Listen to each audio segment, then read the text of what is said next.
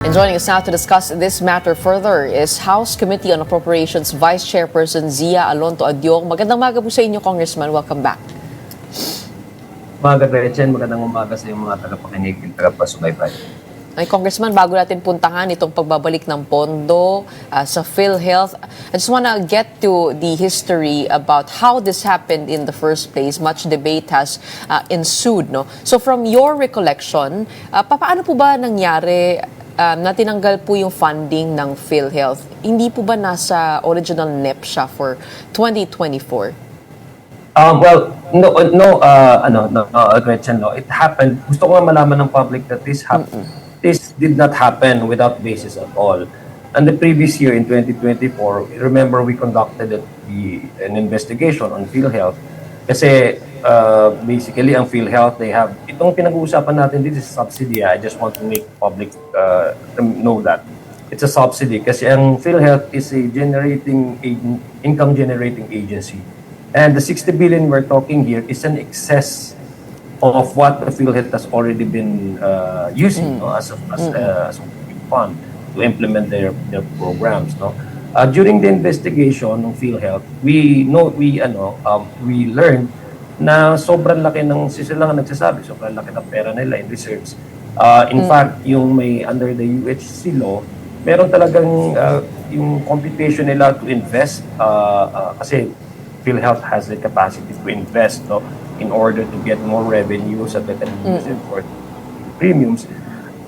Na-invest na nila yung 2-year na amount for their operation, na-invest na nila, and this 60 billion is actually in excess. Hindi yata 60 billion if I'm not mistaken.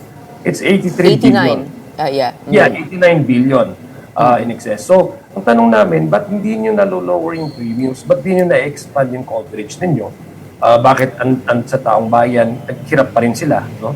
In fact, hindi yung mga ibang mga ordinary na tao, hindi nila na-avail kasi alam natin yan dahil meron tayong medical assistance na binibigay sa mga hospitals. In fact, ang mga kababayan natin, mas pupunta sila sa mga district congressmen to avail of the medical assistance na ini-endorse natin sa kanila through the Department of Health and the DSWD. No? So, nakita natin yun, meron silang excess na 83 o 89 billion na nakatiwangwang lang dyan. So that came about why that came about why the House of Representatives decided na dapat maggamit ito ng ating gobyerno kaysa naman sa naka-steady lang dyan. So yun ang nangyari. This actually the reason why there was a grant to the executive branch to use excess funds. No, we're not talking about reserve, excess funds. Those funds that have not been that basically idle and not been used by the agency concerned. Para hindi po ba sa yun? Hindi po ba sa 2025 yun na binigyan po ng zero subsidy itong PhilHealth?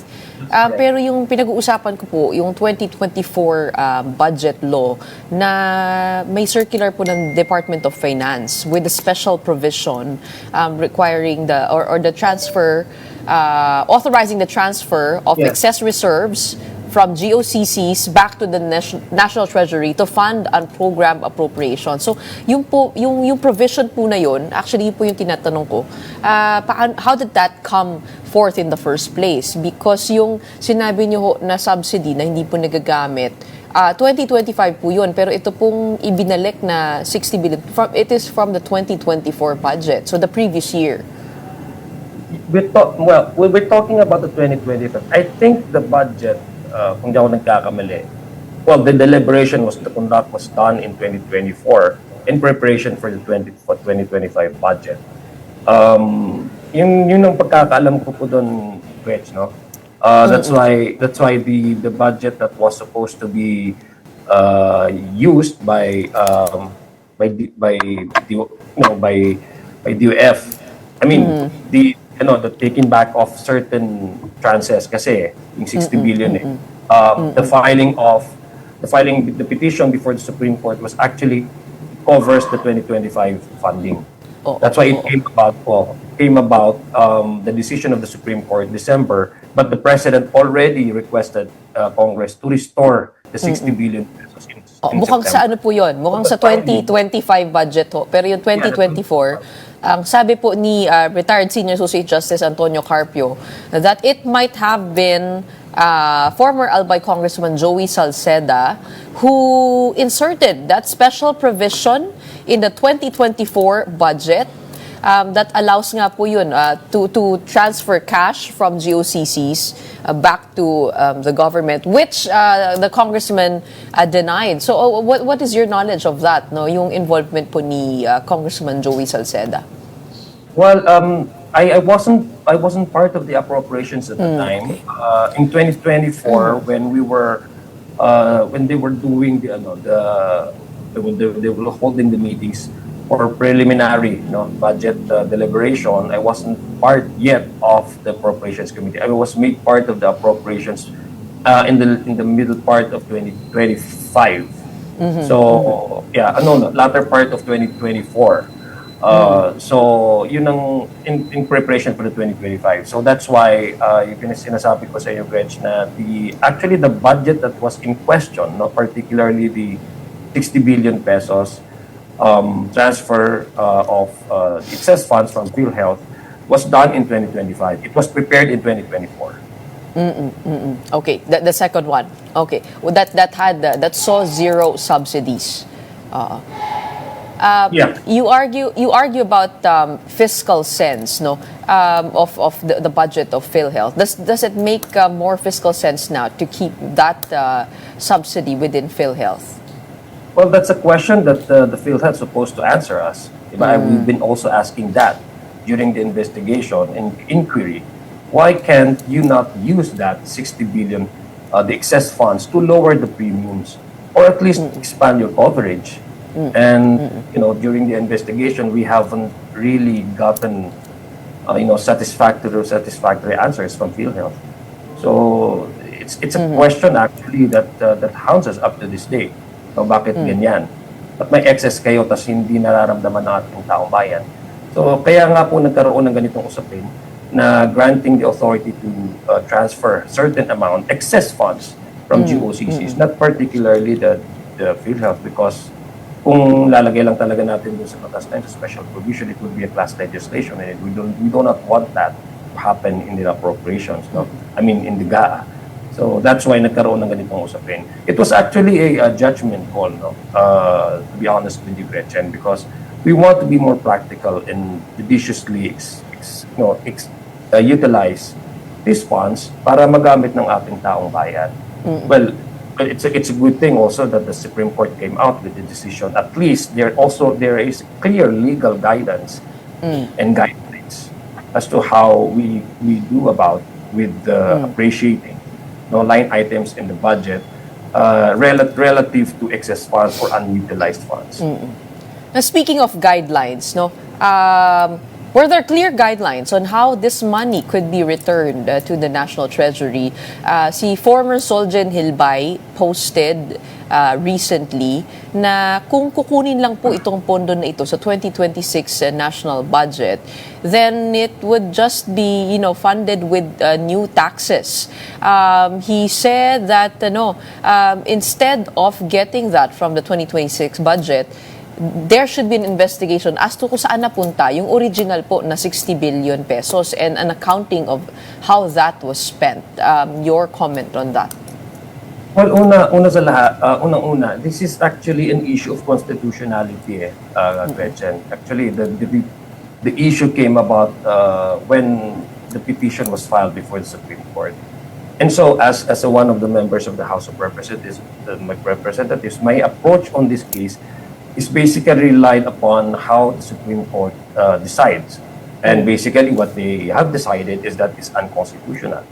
So it's a matter of constitutional question, which for me, basically has only the Supreme Court has the capacity, in fact the mandate, to interpret these laws. And covering the transfer of these funds from PhilHealth to National Treasury, it's very clear that the Supreme Court has said that the validity on the issuance of this transfer is unconstitutional. But as to the as to citing culpability or wrongdoings or criminal aspect on that, for that matter. In fact, the Supreme Court also denied and rejected the petitioner's plea that they should be a way to find those responsible for the transfer from the PhilHealth to National Treasury be held accountable and liable. The Supreme Court has rejected that petition, that plea. So, if we are looking at wrongdoings here, it's actually the Supreme Court that has said it was done, though it was something that is not, that is not constitutionally sound. It is done in good faith. That's according to the ruling of the Supreme Court.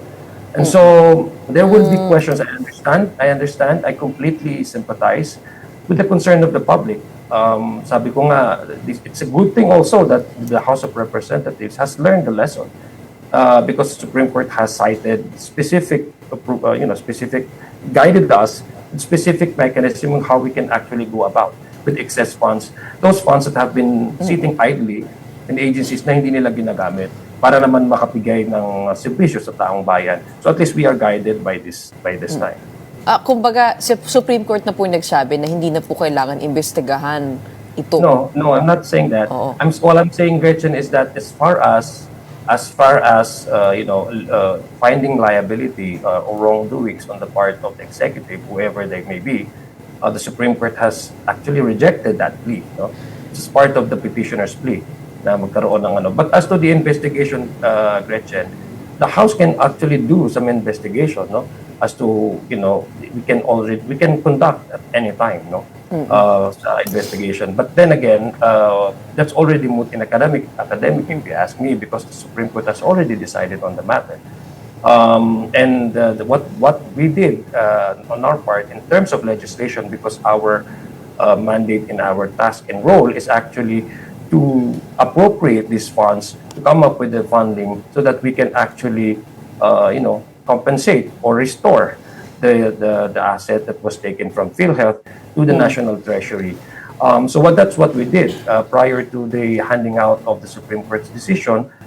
We have already restored the 60 billion pesos as requested and directed by the President to the national expenditure, to the HGAB, the version of the House, for the 2026 expenditure General Appropriations Act, the operation of our government in 2026. So that was days ahead of the Supreme Court's decision. Kasi kung titingnan po natin, napaka-powerful naman ho ng isang provision lamang that was able to do this. Yung special provision in the 2024 GAA that allowed for yun nga po, yung excess funds from GOCCs to be transferred back to National Treasury. But that insertion of that provision happened in the BICAM. Tama ho ba? Yes. Actually, it happened in the BICAM kung di ako nagkakamali. Because the HGAB was not actually the final, the bill, that would be signed by the President. It's all the amendments, and yung paano improve pa yung draft ng House version ng HGAB is actually done during the bicameral conference. But you also mentioned, ito sabi niyo po, if there is a process for getting money, there is also a process for returning. And that is through the national budget. The mechanism for returning the money is the same as the mechanism for getting it. What is this mechanism that you're talking about? Mechanism is the way by which we actually the House, because we have the mandate given to us by the Constitution to increase some line items. The reason why we're holding the pre-budget deliberation and the plenary debate is for the House to appreciate how agencies have been using their funds, whether unutilized by ito, whether low utilization rate. So makikita mo doon kasi kung ano yung priority ng ng ahensya. Kung hindi talaga ginagamit yung budget na yan, yung pera, yung pondo na yan, isayang naman nakatiwangwang lang yan. So might as well, align that to other programs of the government, of the agency na nagagamit nila. So that's one mechanism that we do. And number two, the way we can actually move forward in trying to balance it out kasi may ceiling ang pondo talaga sa NEP, is to make sure that those programs that have been properly and effectively being implemented by certain agency would continue on. Makikita natin dun yung continuing appropriations, pati na rin yung mga obligated na fundings, no? Yung sinasabi nilang obligated na hindi mo po pwedeng stop kasi you have to continue that. So those are the mechanism which I think yun ang minimin ko ng mga mekanismo kung bakit ito dapat ang House of Representatives constitutionally mandated to restore back the 60 billion because it came out during the 2025 special provision. So yes, ang nagsabi na nga Supreme Court unconstitutional, but prior to the handing out of their decision, it was also done in a constitutionally mandated mechanism for the House to restore back the 60 billion that was taken from PhilHealth to National Treasury. But you also mentioned that prior to this Supreme Court decision, ibinalik nyo na ito. Binalik na, yes. Oo. I understand the moves to rectify, no? But doesn't it mean also that somehow parang double billing po ito sa taong bayan? Si Cardinal Ambuna po nagsabi nun, if you're gonna get it from the budget of this year, it means kinuha nyo na naman ho sa taong bayan yan, imbis na hanapin kung saan napunta yung 60 billion. If we don't focus on that, doesn't that mean that it's effectively lost already, yung 60 billion in the past budgets? Yes, but there was already, hindi na siya Gretch na buo, no, kung di ako nagkakamali. It was actually done, the transfer was actually done in tranches. It was not transferred the whole amount, the 60 billion. It was through the series of tranches. And so, in the National Treasury, nandun naman po sa National Treasury yan I'm sure they have documentation for that. So, hindi naman agad-agad magagamit na yan kung winabalik naman yan sa National Treasury. Again, when it comes to funding naman talaga, meron namang existing na mga funds na allocated per line item per agencies.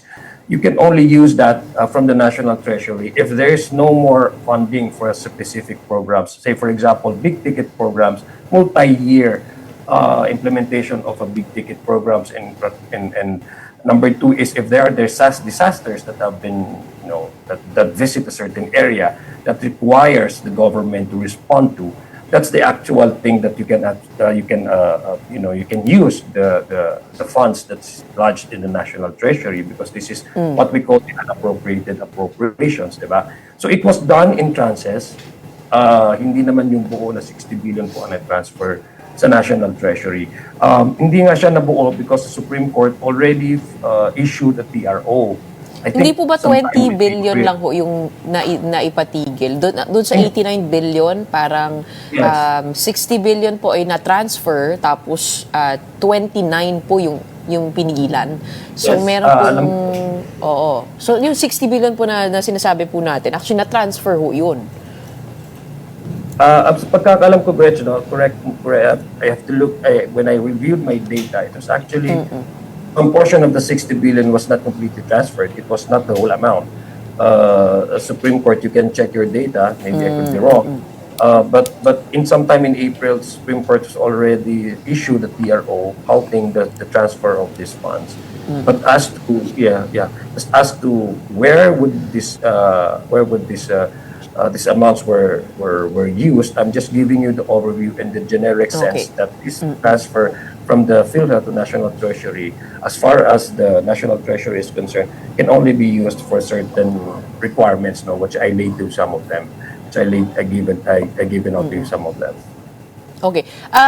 The BICAM hearings are about to happen. There are calls for an open BICAM. Can we just get some clarity on that, kung magiging transparent po yun? Kasi meron na rin po nagsasabi na magiging ila-livestream ho. So meron na po bang final policy? Meron po talagang push yan, yung open BICAM. In fact, I personally would want the BICAM to be livestream. Decision lang kasi ng BICAM yan well, the House of Representatives can file a resolution for that effect. In fact, before this interview, I was listening to your newsreels, and sabi nga ni Congresswoman Leila de Lima, magpa-file ata daw siya, to mandate the BICAM to have it live stream. Ako personally, I would want that to happen because that's what the public demands. But prudent and proper na pinag-uusapan natin dito, taxpayers' money. At yung mismo mga taxpayers, malaman nila kung saan napupunta. Ano ba talagang prioridad itong ng ating gobyerno? Paano ba pondohan ito ng mga bicameral conference members? So gusto ko magka-live stream tayo dyan sa BICAM. Decision yan ng BICAM. They can actually decide on have it live stream, no? But I get the sense na yun na talaga ang direction ng BICAM sa ngayon. So with or without any resolution, with or without any policies, I think the BICAM can already do it out of copy on their own. Decide so legislation lang ho yung yung kulang. Yes. Bale. Oo, na nasa Yes. papel ho siya. Okay. How about impeachment? Meron na po bang what's the temperature like in Congress? Of course, we do know that if you compare the numbers, figures of the corruption that's coming out, all the issues, the Vice President compared to the President, ngayon parang ang laki po ng sa Presidente, no? So ano po ang temperatura dyan sa Kongreso? Kung sa ngayon, remember, Gretchen, we're just waiting for the final ruling of the Supreme Court, no, relative to the MR that we filed in the previous Congress. Kasi hindi pa talaga nare-resolve yun with penalty ng Supreme Court. So, that's actually where the House of Representatives currently is standing on. We're waiting for the MR. For me, it's too premature without even waiting for the MR, the finality of the MR, to even discuss about that, no? But I'm pretty sure that there are a lot from our segments in our society that are willing to file another impeachment complaint again. In fact, merong mga kasamahan natin sa Kongreso na they are now positioning themselves to file another impeachment complaint second time around after the 1-year ban. Against the Vice President, Against the Vice. So mag-uunahan ho yan, no, kung sakasakal. Meron po ba sa laban sa Presidente na namumuo rin? Wala. Actually, Gretz, currently, we are focused on, kakatapos lang ng HCAB na aproba namin. So we are now moving towards preparing for the bicameral conference. And well, it's also yung per committee's priorities. But as a whole, the majority and the leadership, hindi pa po napag-uusapan yan. Kaya sabi ko nga, ang position ngayon ng House of Representatives, we still await the final decision of the Supreme Court. But then again, there are also members who are now anticipating na kung if ever na hindi pa lumabas yung final decision ng MR, once na ma-reach yung 1-year ban for this Congress to file an impeachment, there are members of the House, in fact, groups of civil society organizations that are now positioning themselves to file another impeachment. That's what I learned, and that's the generic sense, the general sense that we gather from the House.